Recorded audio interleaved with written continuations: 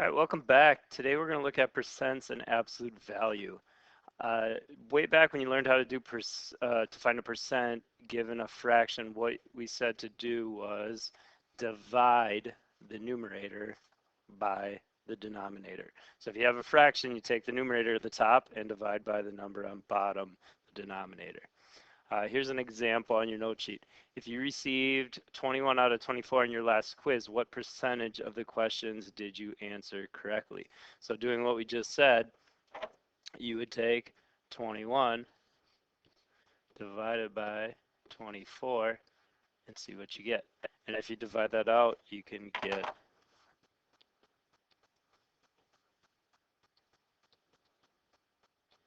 the decimal. So it would be 0.875. Okay.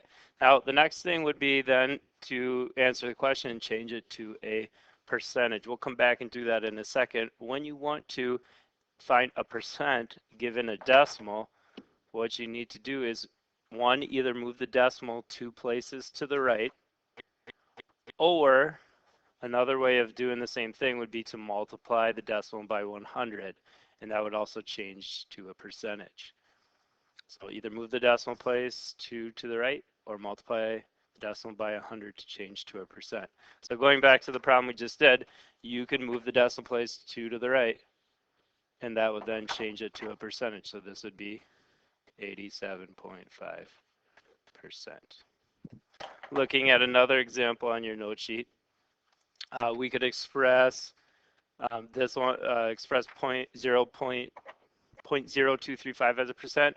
Again, multiply this by 100, so you can go on your calculator times by 100, or move the decimal over twice. It'd be 2.35%. Okay. All right. When you start looking at word problems that involve percentages, there's kind of two key words that we see. Is and of are usually somewhere in the problem.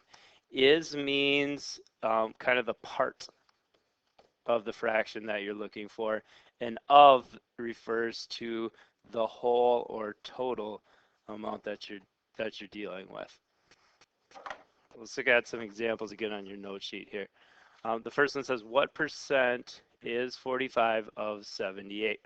Well, we can set up a little proportion to solve that.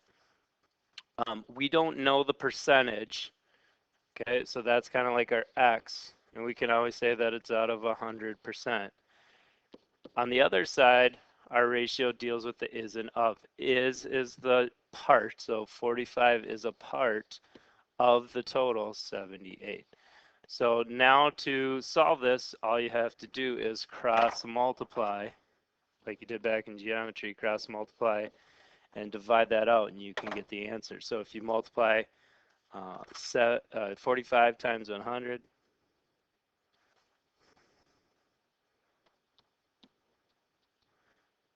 and then divide that by 78, that would tell us our answer. Looks like it's about 57.7%.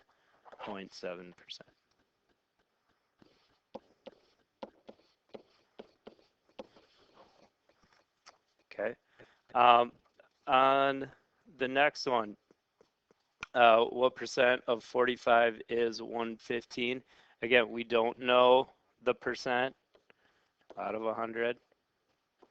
Now you got to be careful on this one. Of 45, so 45 is the total. So we're actually going more than the total here. 115 is more than the total. So this percentage should end up being more than 100%. If you cross multiply and solve this one, you do end up getting that x equals 255.6%. So because we're looking at 115 being more than total, it's going to be over 100%. The last one, a little bit different. This one's asking something new now. We do have the percentage. They tell us the percentage, 15% out of 100%. Now we got to complete the rest of the proportion. 12 is 15% of what number? We don't know the of. We don't know the total. We want to know what is 12 out of that total. So cross multiply and solve, and you should end up with 80 as the answer. So take 12 times 100 divided by 15. Okay, pretty standard. You guys have done that before. All right, another thing that you look at when you do percent is often percent increase or percent decrease. Anytime you're doing a percent increase or decrease problem, you want to find the difference in the amounts over the original amount. Difference means to subtract. So in these problems, you're often going to have to do some kind of subtraction. Let's look at number 1 on your note sheet. It says the number of students at Franklin High School increased from 840 to 910 over a 5-year period. What was the percent increase? Okay, so first we got to find what is that difference. So how many students did it actually increase? So what you got to do quick is do a little subtraction. What do you get when you take 910 minus 840? And what you get is 70 students. It increased 70 students. So 70 is our increase. What we need to figure out is what was the original amount. And the original number of students was 840 because it increased from that amount. Now we just got to figure out what percent is that. And from here, you could either divide those, get a decimal and change it to percentage, or you could do like we just did, figure out what percent out of 100, make it into a little proportion and solve it. So if you cross multiply and divide, it should give us our answer here. Let's see what we get on this one. So if we take 70,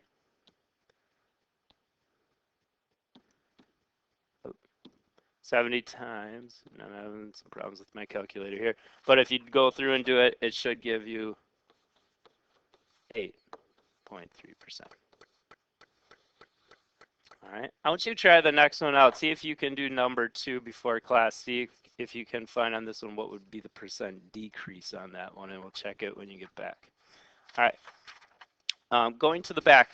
On these problems on the back, we're doing a little kind of shopping type problems, and they're asking us to figure out what the total price is going to be of the item if we get a discount, and we got to figure out what the tax is on it as well. These are kind of problems where you got to go through step by step and kind of take it slow so you can figure out what the total amount's going to be. Whenever you're at a store, when you go to the cash register, they always are going to take your discount off before they put the tax on. So you want to start with the discount. Figure out what the price is going to be after it gets discounted a certain percentage. Here, that percentage on A looks to be 20%. So let's figure out what we're going to get discounted. So 20% out of 100% equals what discount out of our $14. So now you want to cross multiply, divide, and figure out what that's going to equal. And if you do it, it comes out that it's $2.80. Now that's not our answer.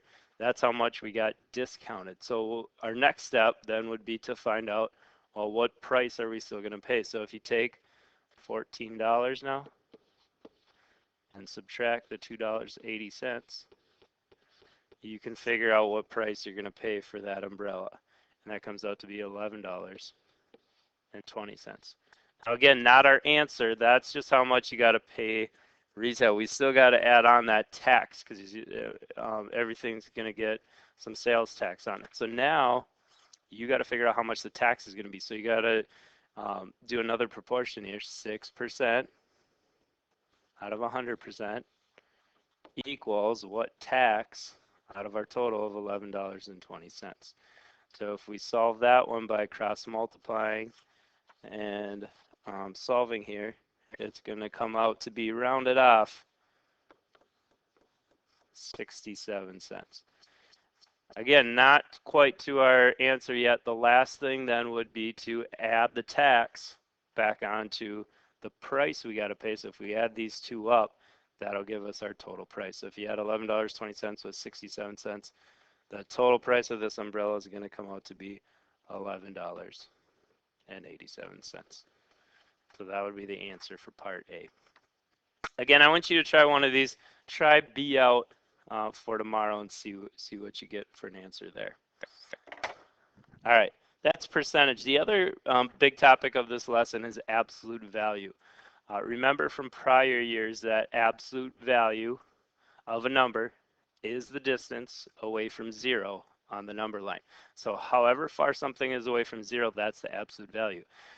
Because we're talking about a distance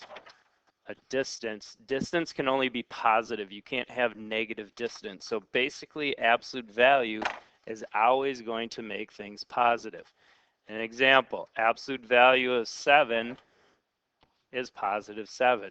Just like the absolute value of negative 7 is also positive 7. Both numbers are equally distant away from 0 on the number line, so they both equal 7. When you're solving then with absolute value, you want to make sure that when you're going through, you always solve um, inside out. So any parentheses in the absolute value need to be simplified first, and then you treat the absolute value bars kind of like another set of parentheses. Let's do an example. On the first example on your notes, we want to solve this little problem here. You can see the absolute value bars are like a parenthesis, so you need to start there, and there happens to be parentheses inside there, so that's the first place to start. So we need to start out by doing 5 times negative 3 to get negative 15. Now again, absolute value bars are still like a parenthesis, so we got to stick with that part.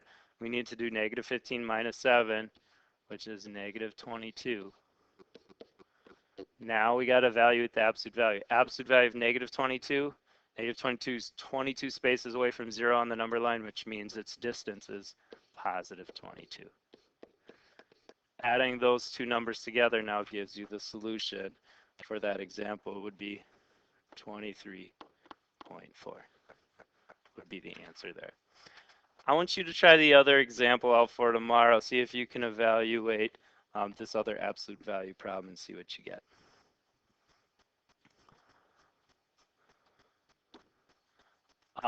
The last thing we're going to look at tomorrow is what do you do when you're solving absolute value problems where you have an absolute value equal to a number? Well, if we look at letter A here, it says the absolute value of x equals 5. What values of x could make that equal 5? What numbers have a distance of 5 away from 0? Well, 5 would make that true. Absolute value of 5 equals 5. But there's also another answer. Not only does 5 have a distance of 5 from 0, negative 5 also equals 5. So this particular problem has two answers. Either x could equal 5 or x could equal negative 5. There's two solutions. So whenever you're solving an absolute value problem equal to 5, you can always get two different answers. Let's look at B. Absolute value of x equals negative 3. What numbers could equal there? Well, let's see. Could negative absolute value of negative 3 equal negative 3? No, that's not going to work because absolute value of negative 3 is positive 3.